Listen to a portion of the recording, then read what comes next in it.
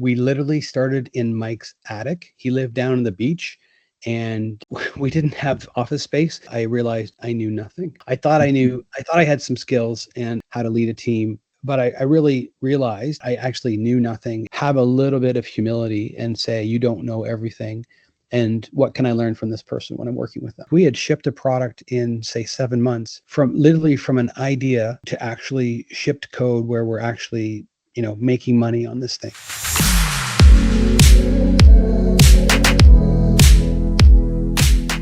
Hi, everyone. Welcome to Executive Conversations. And I have an old friend here who I've known for over 20 years, Jim. And he's got a lot of experience that I think is really relevant, especially given his past. And also, he's helping a bunch of really cool companies today, help them shape and transform their engineering teams. When I met Jim over 20 years ago, I actually remember I was pulled into the CEO's office and we were transitioning our CTO model, moving from a chief talking officer to a chief technical officer.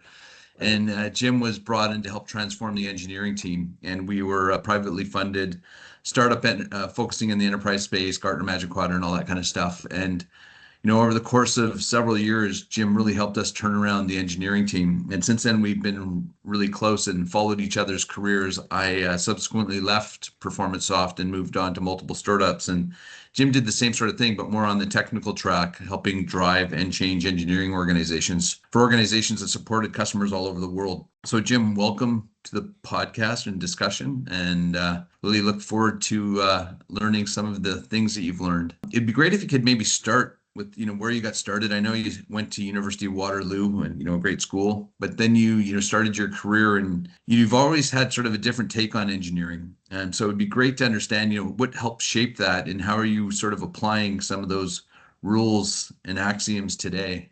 Okay, thanks, Daniel. I think, I got my start at Waterloo. I had a natural kind of math came easy to me. A lot of math came easy to me. My dad was a big influence on that. He worked for IBM for almost 40 years, and he provided a pretty interesting environment for learning at home. And so I think that's how I got started. And then I think kind of coming out of Waterloo, I worked on contract for the OPP and learned a lot about government and institutions like that, and decided that definitely wasn't for me. It has too much structure. So I'd worked for a gas company actually when I was a co-op student, and the gas company was run by a guy named Dick Walker, and Dick Walker's son was founding this internet company in, say, 94, and I had an opportunity to come and work with him. And so I was the first technology guy. And it was really, there was a guy named Mike, a guy named Steve, and me. And we literally started in Mike's attic. He lived down on the beach and we didn't have office space. We literally had servers and things like that propped up on little kids' tables. Like the attic was his, kids' play area. And that's how we started. And it was the Wild West of early internet days, figuring stuff out. And it was probably the best learning experience I ever had, because there was no one else there that you could go and ask. So you had to figure it out.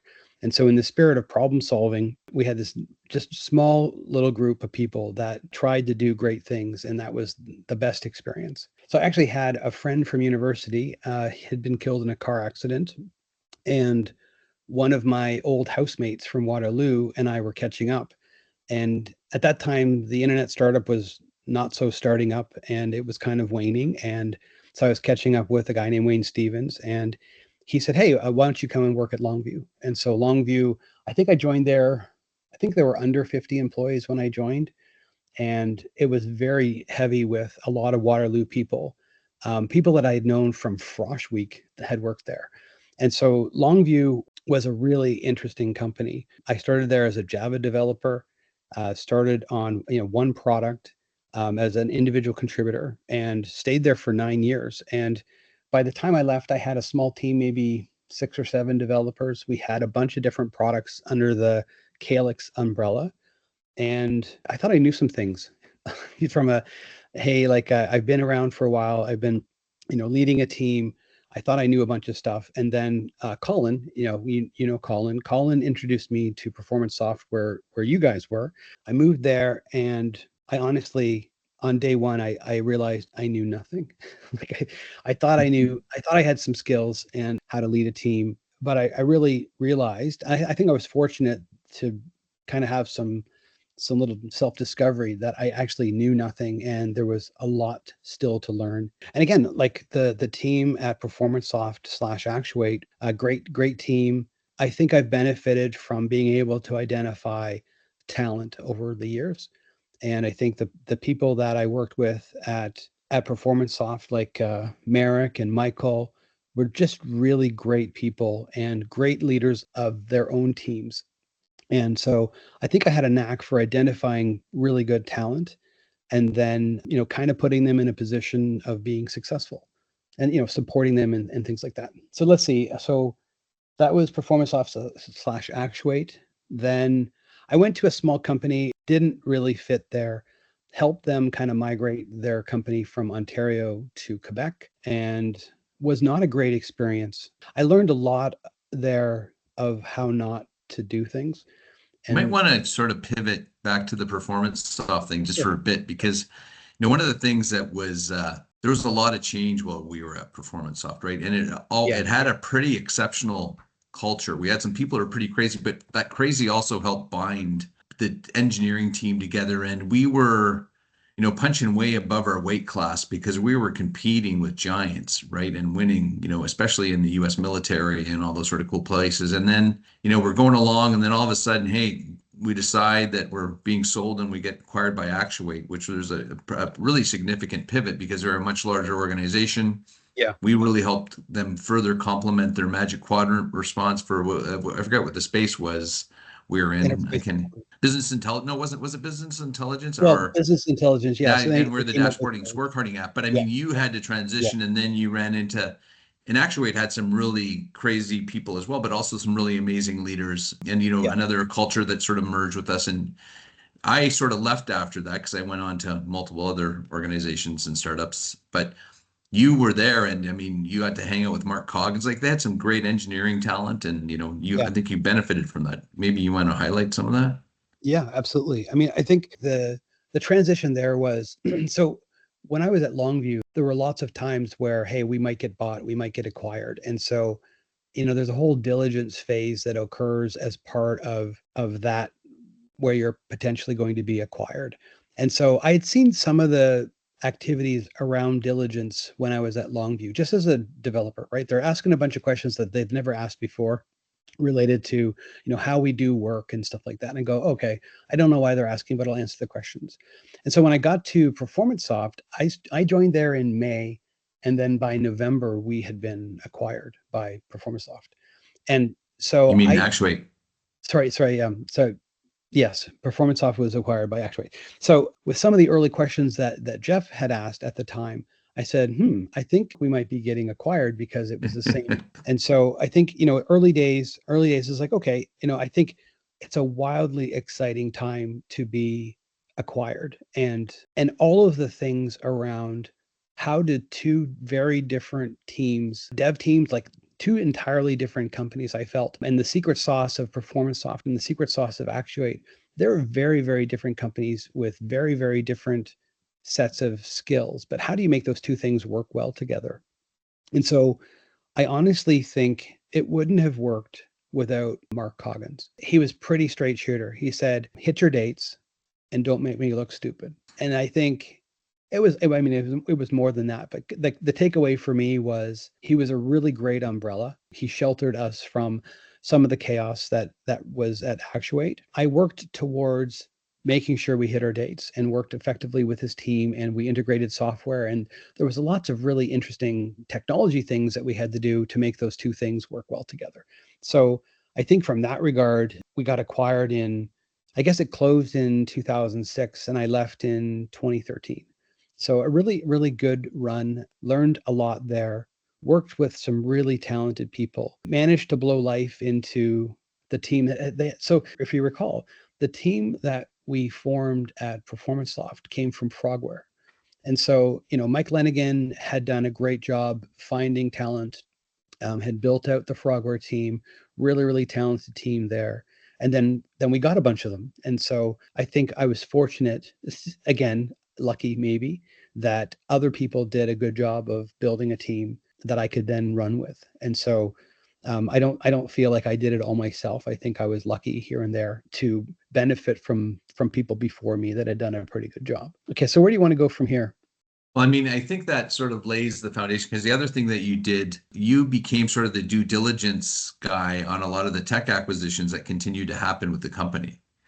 And I think that foundationally gave you some skill sets that you are leveraging to this day, and some of that mentorship that you're applying to the companies who are going through that process, right? I Yeah. think was a really important point. And also the other thing that was kind of cool was the fusion with Actuate. Even though Actuate was a for-profit proprietary entity, they also had a big footprint in open source. Remember with BERT, the business intelligence reporting tool sort of stuff.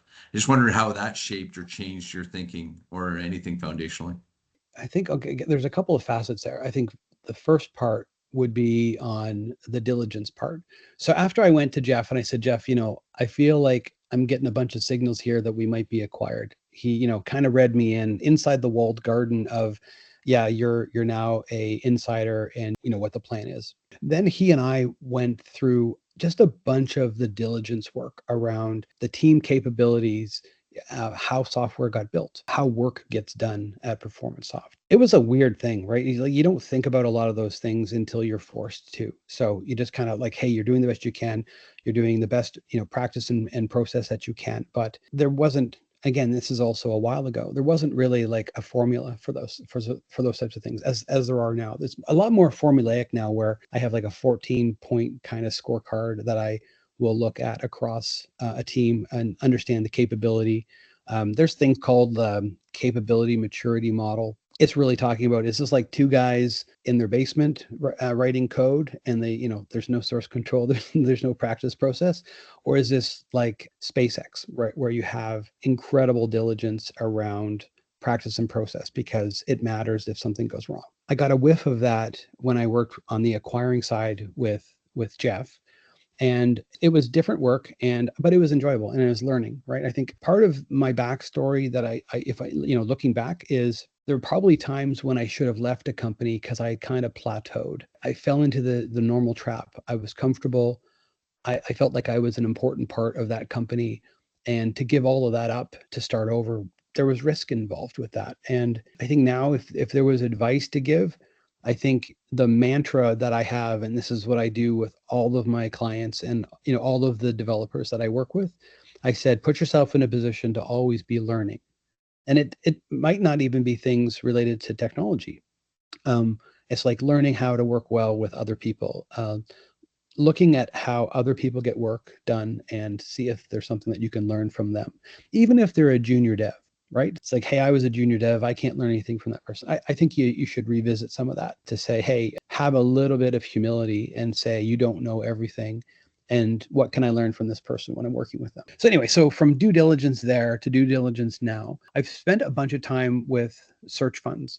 And so how search funds work is they pool a bunch of money through a set of investors, and they look for a business that they want to acquire. And as Steve Davidkos will say, they're looking for enough right with it and enough wrong with it that, hey, they've got something there that is working, but there's a bunch of stuff that needs to improve to fix.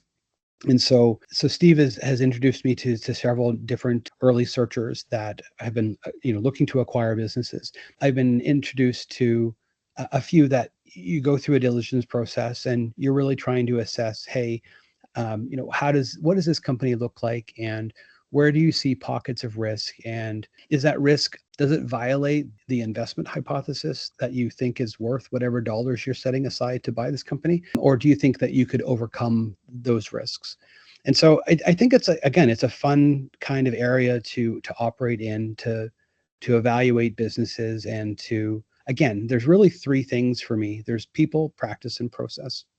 And you can most of the time distill how work gets done into those three things. And as a takeaway, you can get a really good understanding of where the risk is in those businesses, what their capability is today, and identify potential on the team to be able to grow, like to be able to say, okay, we're at a certain level.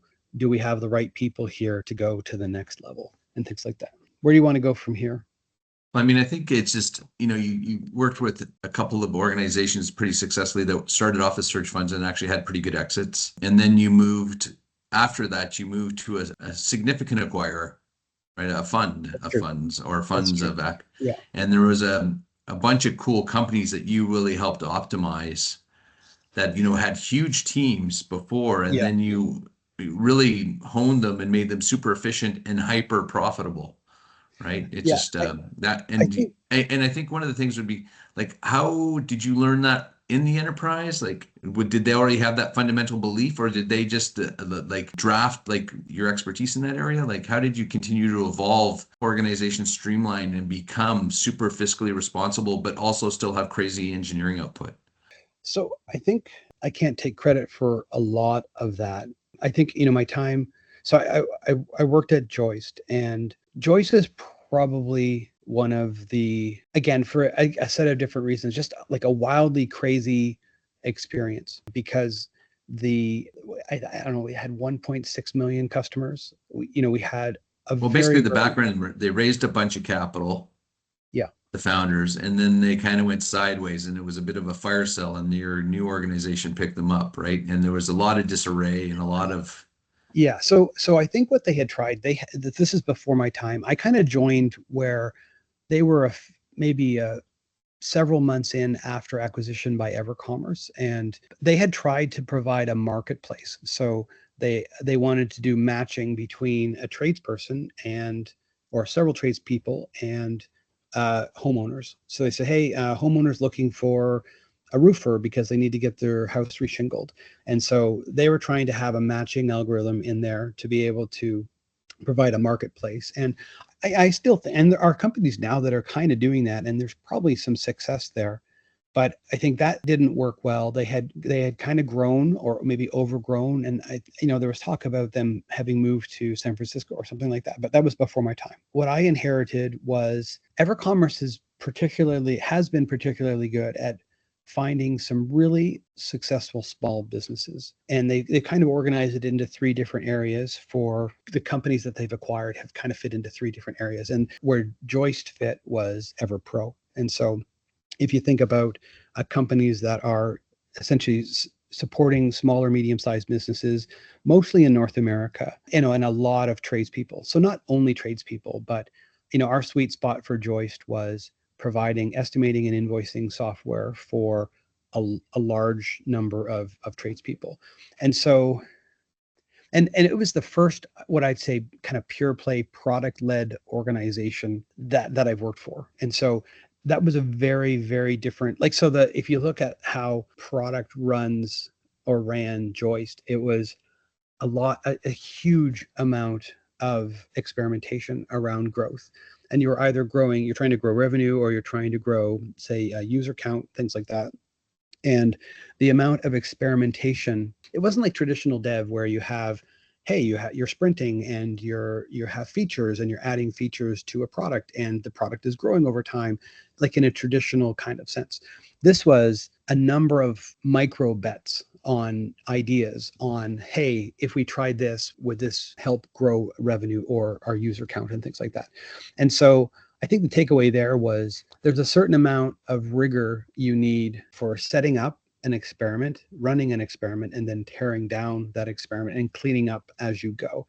And I'd say the takeaway for me there would be on the tear down, making sure that you kind of clean up back to a good known place, because I think there was a lot of fragmented experiments that never really got cleaned up. And so eventually those things became problematic, and we solved those problems. But I would say, and this is also during COVID, so all the things related to remote work and how do you motivate a team that you never see except through a screen, all the dynamics of figuring out COVID and all that stuff, plus trying to blow life into a team and blow life into the software. So I think EverPro as an umbrella, I think EverCommerce has done a really good job of identifying some some good bets and acquired a number of different companies. And I ended up leaving there, I guess, a couple of 3 quarters ago, so last December. And they were right in the midst of starting to really coalesce the vision around what's the life cycle of a small and medium-sized business. And you might acquire them so they have another company called KickServe, also doing kind of like on the small end of field service management. And they have larger companies like Service Fusion that was doing field service management. So that means like multiple people, multiple trucks. It's a going concern. You're constantly going through all the field service type stuff. So I think in the story arc of EverPro and all the different kind of life cycle events that occur from the small individual, one person, one truck kind of companies, all the way up to large businesses, I think they're making sense of that. Like, I guess my time at Joist, and I did some work as part of EverCommerce. That was, so just so you understand, EverCommerce is how it's structured is it's sort of like a service layer on top of a bunch of smaller businesses. So when Joist was acquired, we kept the dev team, the product team was kept, support was kept, but other administrative departments, they just went away. So finance, we had a director of finance that was responsible for Joist and others. And then like HR and things like that were essentially that services layer. I would say that mostly worked. I think the only challenge there is I wouldn't replace a process with something until you knew you could do a better job of the one that was existing. And so I think in the scrappy startup of Joist as a small microcosm of this little tiny nucleus, the learning there for me was, hey, there's a lot of benefit in being able to self-organize and identify a problem and fix the problem and not have to ask for permission, just identify the issue. I know how to fix this issue. I'm going to go fix this issue. And, I think a lot of if I go back to Len Adams, he was the founder of Longview. He had this quote that I remember. He said, lead, follow, or get out of the way. I think that stuck with me, and it has stuck with me for 30 years, right? So I think it means a lot to me just to think about, look, you're hired here to solve problems. And it's like, let me solve those problems.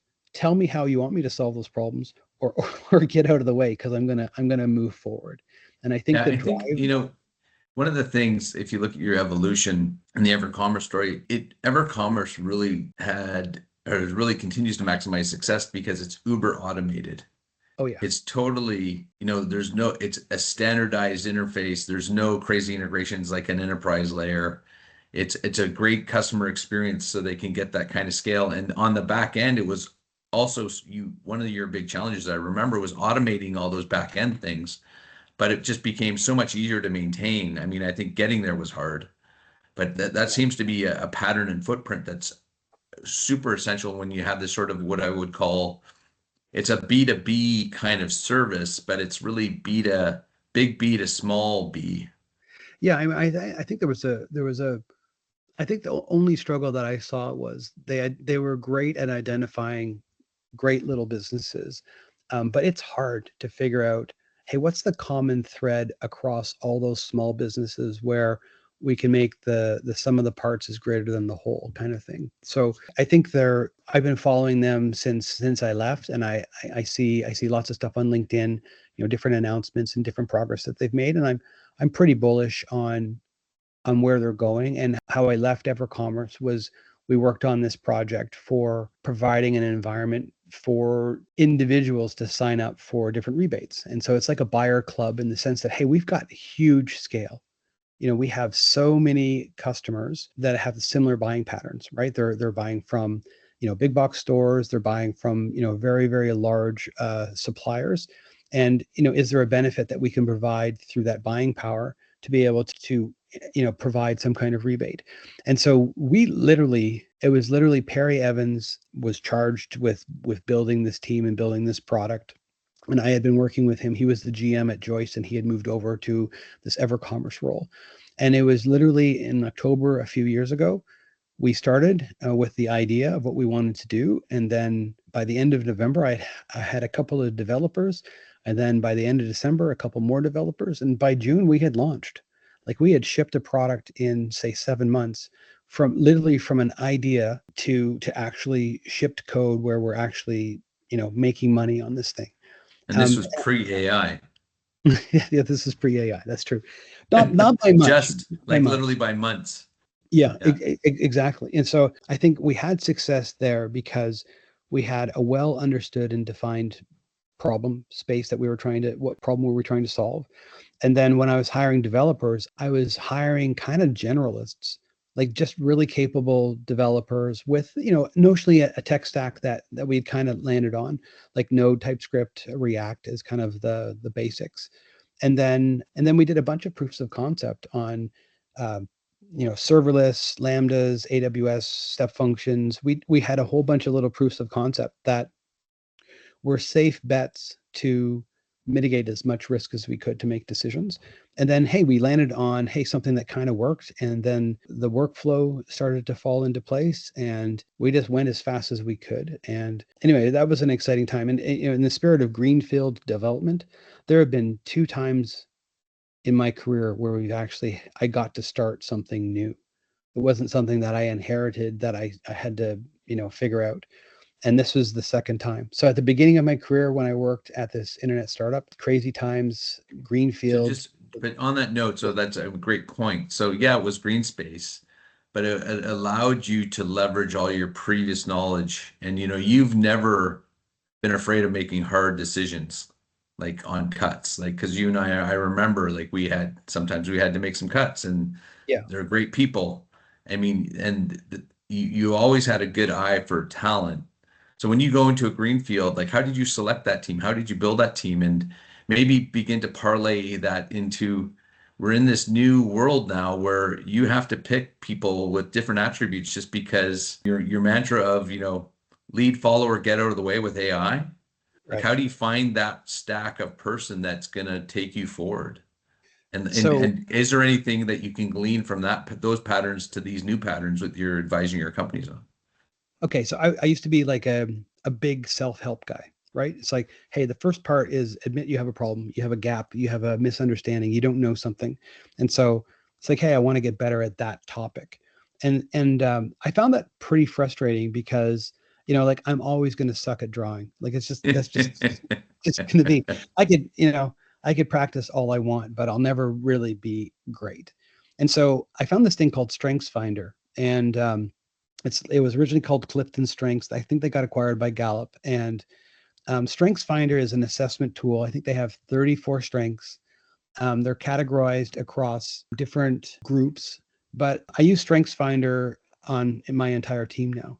And so I found StrengthsFinder. I first did StrengthsFinder at Microdea, and what it helped was blind spots. So let's say I'm missing something on my team and I can't really put my finger on it. StrengthsFinder would say, hey, here's your top 5 strengths for every person on the team. And then you can plot it. And then you can say, let's say I have a whole bunch of people that are really good in strategy and ideation. It's like, okay, I got no one in execution. So we haven't even decided the tech stack because no one will ever agree on something if I'm all strategy. But if I got some people that are really good on strategy, and people that have some execution where they have a bias for action, it's like, hey, I'd rather get started with incomplete requirements and make progress and learn than to have everything perfect before we start. And so I think depending on the team you're building, it's like you're looking for different people. So I like people that there's one of the strengths is called learner.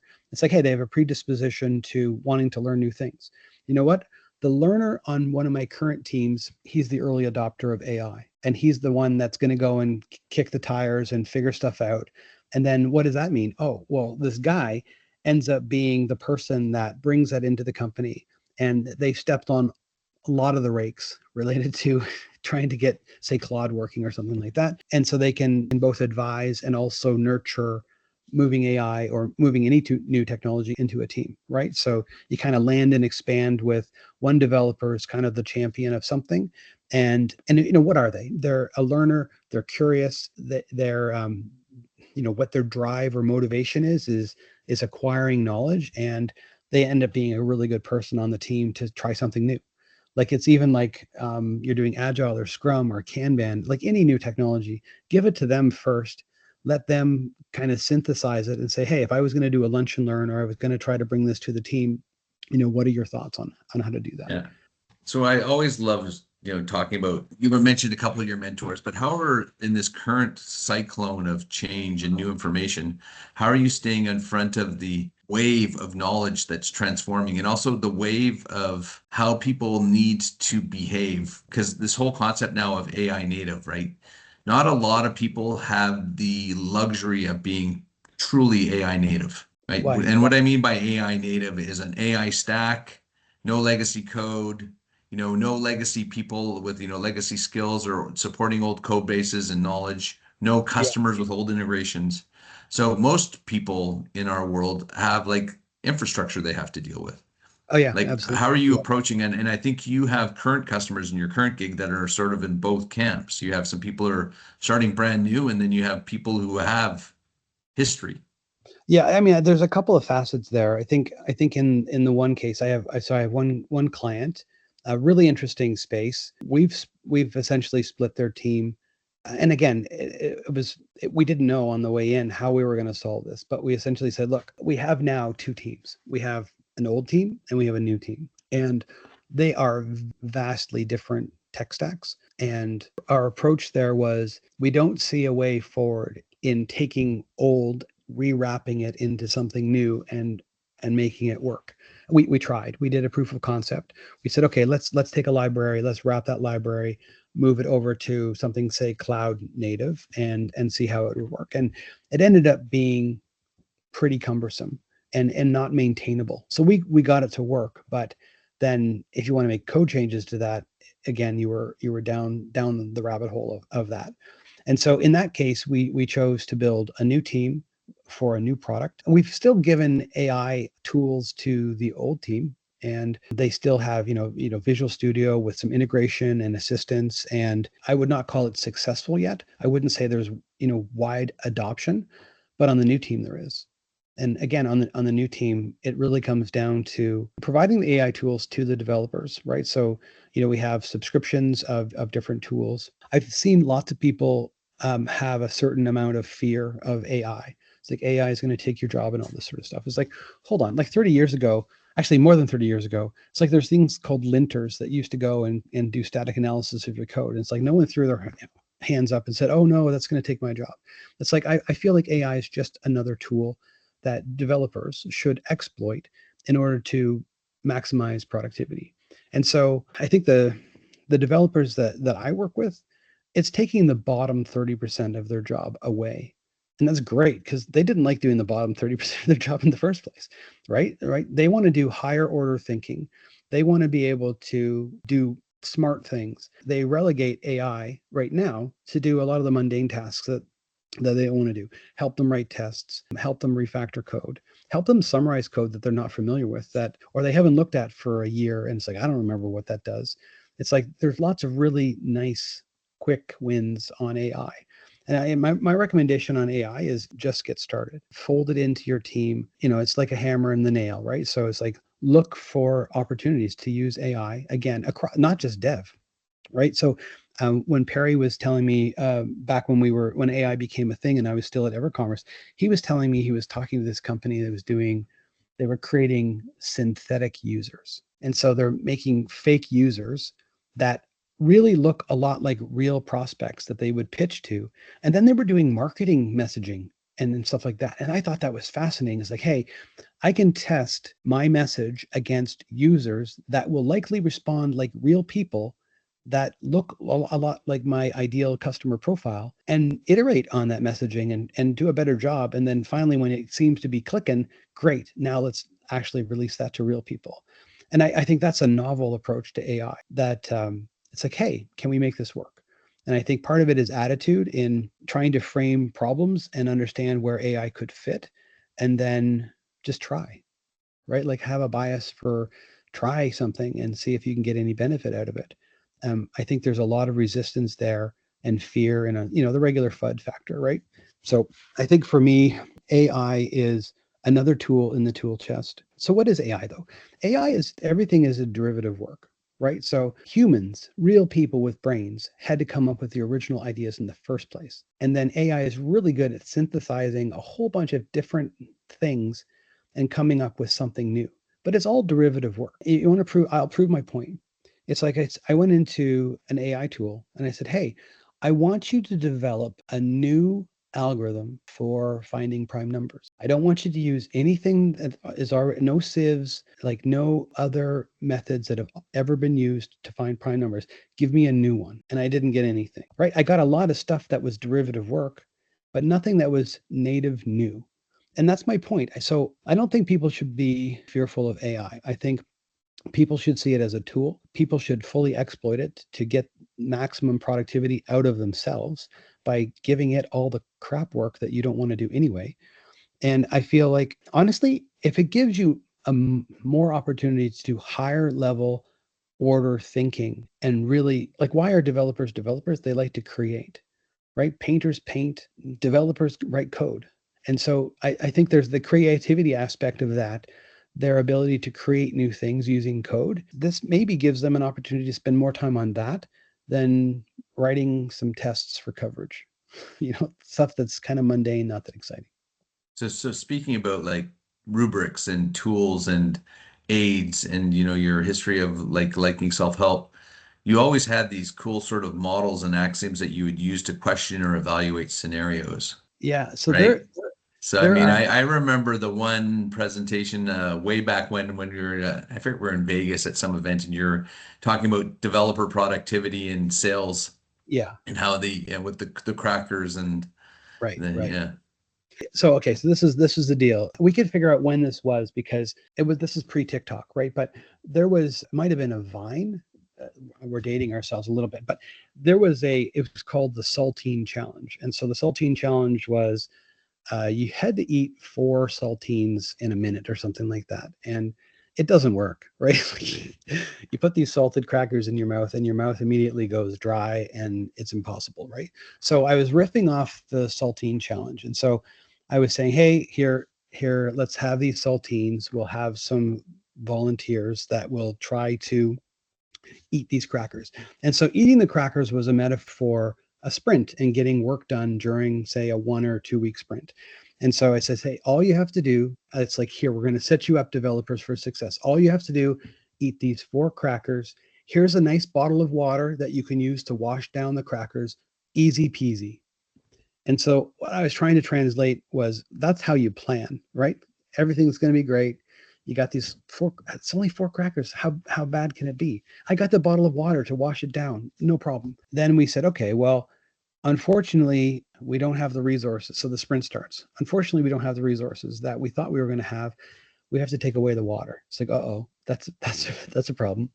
And when we were estimating the size of these crackers, they actually ended up being, and so I took out these huge matzo crackers. And if I you know remember, anything about matzo crackers, it's, I don't know, 8 inches by 8 inches.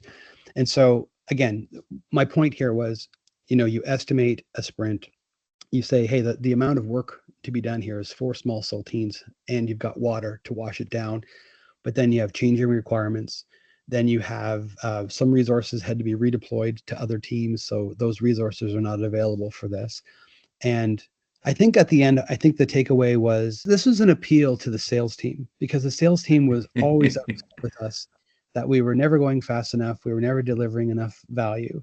And so I think this was an appeal to the sales team that says, look, we're trying to go as fast as we can without choking. And that's how I left that presentation. But well, so I anyway, actually think you had someone volunteer to try to do it, and then yeah, I remember, and well, they failed. we had Donna, right? Yeah. We had Donna. I said, Donna, I said, there's a really big chance that no one raises their hand as a volunteer. Will you please volunteer? And Donna's a really good sport. So She she was. volunteered, Yes. and Yeah. that was good. So anyway, I think the takeaway there was we do the best we can. Estimating is imprecise. And if, like what Bill Gates says, if you know everything you need to know in order to make a decision, you're too late. So for us, it's like, hey, we're going to try to proxy some of the effort here, do the best we can. The dev team's dedicated. We want to do well, but stuff happens and sometimes dates get missed. That was the takeaway there. Okay, so lately I've been calling it, there's 2 games that we play on the teams that I run now. And the first game is called, it's not really a game, it's a thought experiment. The first game is called What Must Be True. And so the game What Must Be True, how you play it is I will say something like, hey, do you think you can get this work done by Friday, as an example? And so you give this to the developer or the team of developers and you say, okay, well, what must be true in order for this to be complete by Friday? And when I say complete, we're talking done, shipped out to a potential customer. Not my part is done, not the dev task is written. This is like it's PR'd, it's through, it's done. And so what must be true, and especially, and it's really good, it's kind of cruel, but I'll say, why not tomorrow? Like, what must be true in order for the to be done tomorrow? And they say, if you want me to be done tomorrow, I have these things. And like you have this little like stress response that they think about, oh my God, if I have to be done by this, inappropriately soon date, what must be true? And it really forces them to think about, trade-offs. What's the order of operations? Should we do this first versus that? And we don't hold them to account for the date. It's more of the experiment of, if we wanted to be done by a certain time, what's the list of things to do? What's the order of those things? Can we part those out to multiple people to fan out some of the work across people? It's really helping to clarify what's actually important to get done and what maybe isn't as important. How could we start breaking apart something that seems insurmountable, smaller chewable chunks? And so anyway, so what must be true is a fun game to play. And then when considering risk, the other game that I like to play is called worst possible outcome. So worst possible outcome, I think it's important to get perspective, right? So worst possible outcome means if we were to make this change, let's say it's a software change. It's like, first of all, is anyone going to die? It's like, okay, well, hopefully no one's going to die. And if there is risk, so if you're writing software for an insulin pump and making a software change means someone has either too much or too little insulin, yeah, let's make sure we have some good testing around that. But if we're not making a huge risky change, and what's the worst possible outcome is actually pretty mitigated. Or let's say we have really good test coverage, so we know that this thing will scale in production if we were to push it. Or let's say we have a really good rollback procedure, so that if we did make a mistake, we can quickly roll back. And it's like, didn't happen, so hands off keyboard, we roll back. So I think you go through worst possible outcome, it gives you some perspective of, hey, is this inherently very risky? And if it is, then let's add appropriate rigor around it to have confidence that if we make the decision and do it, it's not going to hurt. Or we can quickly roll back if we did miss something, versus not making a decision and not kind of moving forward or not making progress. Because it's like, oh, it's so hard to figure out, there's so many things that are faceted. So let's talk those through and let's, come up with a strategy for each of them. Anyway, I found those two thought experiments are great for teams because it's a team sport, right? So you can have worst possible outcome and people can contribute. And what do? You have participation, you have people sharing ideas and maybe thinking about other things that no one else thought about, that, oh, that is risky. And let's talk about that or unpack that. So I think those are good games to play that help establish perspective. So, it's a topic you and I talk about a lot, is quality. Riff on that for a bit. Like, I mean, it's a fundamental essential for long-term success, but when you're moving, like, velocity is only increasing. Yeah. Like, how do you apply velocity and quality together? That's a pretty constant challenge. I think so. If you want to be pedantic about quality assurance, right? So people will say, oh, we're not testing the product. We're testing for the existence of quality. Right. And so there are some things there that, how do you know? I mean, there's lots of interesting math around trying to predict based on what you found so far against the software, how many more latent bugs there might be. And those are interesting, I think, more academic. But I think for quality, for me, in order for us, okay, so if we roll back the clock a bit, we're talking about legacy code. And so there's a really good book by I think it's Michael Feathers. It's like Working Effectively with Legacy Code. And it was kind of funny. Like he defined legacy code as code without tests, right? So legacy code is code that you don't really know if this code works. It might work. So from a quality perspective, and again, when you inherit a team where you don't know what their approach has been on testing and things like that, the way I started was, well, let's add tests around things that recently broke. right? So if something recently broke, well, that was frail code and it didn't have tests in the first place. So let's kind of clean as we go and go through and add tests around areas that were frail or recently broke. It's kind of like the most efficient way, because if some latent code out there is good and it hasn't broken, well, great. I'm not going to write tests around that. I don't want to write tests around that because it's a waste. I want to write tests around areas that I know broke. And so, for quality, for me, I think quality actually goes hand in hand with observability. So I think observability is kind of the more interesting thing, as part and parcel to getting feedback on how the software is working. And I found that some of the spots at Joist, it wasn't that we couldn't trace what was happening in the software. It was a lot of, like, we had dozens of microservices working through a message bus that are passing messages, and how do you trace an entire transaction across a number of different microservices? And so I think traceability gives you the ability to know that the software is working as it should.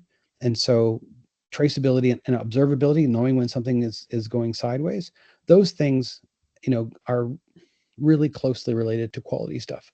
So for me, I think it's PRs and scrutinizing how code review gets done by teams now, I think is really important, right? And understanding, and I think there are really good tools out there that I've seen that help understand. So just FYI, for those who are not techie, a PR stands for pull request. Yeah, pull request. Yeah. So essentially, developer one has written some code. It's a software change, and they submit that to another developer who says, hey, please review my code. And it's like the drive-through. It's double checked for accuracy, right? So it has developer one thinks they made the right change, and developer two will go in and look at that code and say, yeah, that looks good. And but again, so like there's notionally the rubber stamp of pull requests, where like they just trust the other developer. It's probably okay, and they just let it through. And it's like rubber stamping. And then I think it's important to understand, like, what level of comments are being done on PRs, and are they actually taking the code down, building the code, testing the code, verifying the actual, like looking through the code and actually verifying that this is good, or like what level of detail are they going through? So I think So from a just quality on a side note, I'd love your perspective, since we're on the sort of techie side of it. What ceremonies do you absolutely believe in, or do you believe in the ceremonies related to Agile? So I've spent a lot of my time doing Scrum. Not that there's right or wrong. I found like Kanban.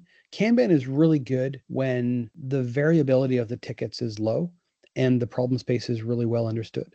I feel like Kanban's more like a ticketing system, where I got a bunch of stuff on the left, I'm pushing it to the right, I'm getting work done. Those are low volatility tickets that the requirements are well understood. It's just work, what I call just work. Whereas I feel Scrum works better where you have a bunch of tickets that are complex. There's lots of dependencies to other tickets. The problem space is maybe not fully well understood. Your developers might be newer or new to the team, and they don't know all the things that they should know to make changes with confidence. And so all of those things, I feel like time boxing gets you some better scaffolding around how work gets done. So for me, daily stand-up is really important, as long as we kind of adhere to the kind of the three questions that we ask, and that we don't. I find a lot of the time we're in the same trap, is a stand-up leads to a design discussion. It's like, hold on, time out. Let's set that aside and make sure we talk about that separately. But let's, like, for the purposes of giving everyone kind of a glimpse as to what's going on today, let's just do updates. So, I mean, I think daily stand-ups are really great. Planning as a, broad brush strokes, what is product looking for? What feedback do we have? What is support say for the week? Is there anything pressing in that regard? And trying to get a list of things that are most important to work on. I think, light touch planning is essential. I think where a lot of teams fall down are, I don't need a lot of ceremony at the end. I do like doing a product demo. A product demo or a feature demo allows developers to show off their work. And I think that leads to good things, good feelings around morale and pride and things like that I think are healthy on the team. But also, you have an ability to show progress, right? So you're showing we've made progress this week, or not. Even say, hey, we had a setback, et cetera, et cetera. But I think the other part of having that, like a retrospective, so having a mini product demo and then a retrospective. The retrospective, I think, is essential, because without a retro, you don't have a learning loop in there, right? It's just work gets done. We did the best we could. We hope for the best. And then we start again and we do another one. It's like, I feel like if you don't have a retro in there, I don't want to talk about all the great things that happened, because those things are, those are great, but I really want to talk about, where do we make a mistake? Where did we totally screw up on estimating? Where did we think we were going to be done, but we weren't done, and why? Because I think if you don't have a learning loop in there, you're not getting better and you're not improving over time. And maybe, hey, if it's a lifestyle business and, good enough is good enough, then great. But most of the time it's not. And so in the spirit of continuous improvement, I don't think, if you're not learning, you're not improving. If you think back to performance management, what gets measured gets done. And I think in this case, what we talk about in retro and what we learn means that we have a better version of ourselves. And fundamentally, every sprint, every week, every quarter, we should be getting better as a team, making fewer mistakes, stuff like that. So I know we're right near the end of our time, because we could go forever, you and I. But you advise a lot of the technical side of the organization, and there's two stakeholders I'd love for you to sort of talk, like a CEO like me. Yeah. What's your counsel to them in this current environment? And also, our kids, what's your counsel to new kids on the block in the dev world, especially when there's these, cuts, because AI is eliminating a lot of those early things. Like, what's your counsel to them? Like, how to get started, how to get jumped in an environment that seems to be kind of negative right now? I would say, like, there's two camps there. And if you're talking about a CEO that is non-technical and you're trying to call BS on the CTO or the VP of Eng or whatever, I think, part of it is, no one wants to be micromanaged. No one wants anyone looking over their shoulder. If you think about, like, Daniel Pink and autonomy, mastery, purpose, like things, why developers are developers, it's like they want to have a certain amount of autonomy. I think trust is established and built based on transparency and honesty and things like that. And so if you cannot have honest and open, transparent discussions with your VP of Eng or CTO about performance on the team, then you probably have the wrong person there. And that's something I would work towards, right? So you want to have those two people. Think of it like, if you think of the visionary and the integrator, right? Like the two common roles in any startup, any company. You got someone that has the vision, and you got someone, they're the what, and typically the integrator is the how. So if you don't have a really great relationship with those two people, then that's a problem. So if you're a CEO and you're not trusting your VP of Eng or your CTO or your Eng leader, it's like work on the relationship, and the technology part will take care of itself, right? Give them clear and fair guidelines on what success looks like and where the bar is, and help them achieve that. Don't just give it to them and expect them to get it right. For younger people, hey, my daughter is in fourth year university in computer science. I do not see an issue with people in computer, especially the rigors of a 4-year computer science program. That still has value. And like I said before, AI is derivative work. We still need brilliant human minds coming up with, dreaming up new stuff that AI can then maybe mimic or come up with new derivative works. But I still think you still need a human in the mix to be able to come up with the new idea in the first place. If you think about it, someone had to think about AI as a thing before it becomes a thing, right? So I'm not concerned. It may remove some of the jobs, maybe some of the people that don't have like a formal, like 4-year degree, that don't have, they're not talking about scale, they're not talking about design or architecture. There may be a web developer that has done a 6-week boot camp. Maybe those people are a little more at risk because they don't have the rigor, but I feel like computer science is still relevant. There's lots of bandwidth there, and you might see some jobs go away, but other jobs will emerge. And just in closing, Jim, I know you currently are advising a bunch of different companies on different things. Some are like about pre-exit, some are about acquisition, some are just about getting off the ground with their idea. Like, what drives you, and what projects are you most interested in looking at these days? So I would say that what I love about what I'm doing now is actually the variety, right? So I'm working with a company that is processing sonar data, and there's some pretty heavy lifting math in processing sonar data. That's a pretty interesting space. And what they're doing and how they're innovating is really, really exciting. So I get to work with this team, and I get to get a glimpse into some really cool stuff that I wouldn't normally naturally do. And then I'm working with another company that they're doing accessibility and accessible documents. And again, another team, discrete, different space, a different set of challenges, different set of problems. And I really like the variety of, it's like bits and bytes. You put your hand in the bag and every time you come out with something different. And so I like the variety aspect to problem solving right now. So we'll put your contact details if anyone reaches out, but your website will be linked there and whatever you're looking for. But and just in summary, you had one great quote. You're always good with quotes. And Okay. what would be like? What would you say is probably one of your most topical quotes in the current environment we're in? It depends on the context. This is directly to my kids, right? So I have, my son is about to go into a master's program, and my daughter's finishing fourth year in computer science. And the coaching I give to them, 2 words. Well, one's a contraction, but anyway, don't settle. That's my message to people is don't settle. Like, really, fullest potential coaching is what I'm focused on. I want people to reach their fullest potential, and they won't reach their fullest potential if they settle on something that's good enough. I really want people to strive, and how good can it be? And you won't know unless you try. And I really want people to just reach and don't settle. That's my mantra for my kids right now, because they're striving to become young professionals and be the best in their space, and that's all I could want. Awesome. Well, on that note, don't settle. Thank you very much. It's been awesome. We have a whole bunch of things we didn't cover off that we wanted to talk about, which that's Right. always the case. So That's there'll be okay. Maybe there's future an next. discussions, and Yeah. we'll end it here.